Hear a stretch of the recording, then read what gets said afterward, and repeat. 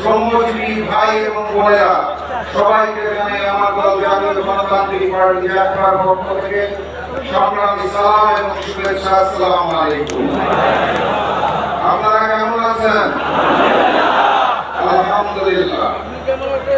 আমাদের দলের একটা স্লোগান আছে, স্লোগানটা হচ্ছে লড়াই ছাড়া মেহনতি জনতার মুক্তি নাই।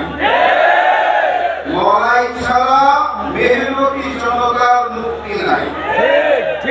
বাংলাদেশের ইতিহাসে ক্ষমতার পালাবদল হয়েছে, নেতৃত্ব পরিবর্তন হয়েছে, রাজা বদল হয়েছে, শ্রমিকের অধিকার কখনোই নিশ্চিত হয় না।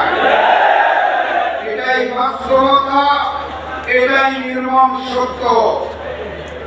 ওই প্রবাসে আমার যে শ্রমিক ভাইরা থাকে, তারা যদি রেমিটেন্স বন্ধ করে দেয়, আমার দেশে যে শ্রমিক ভাই বোনেরা আছে তারা যদি কাজ বন্ধ করে দেয়, তাহলে সংসদের ওই মন্ত্রী এবং প্রধানমন্ত্রীর বেতন হবে না।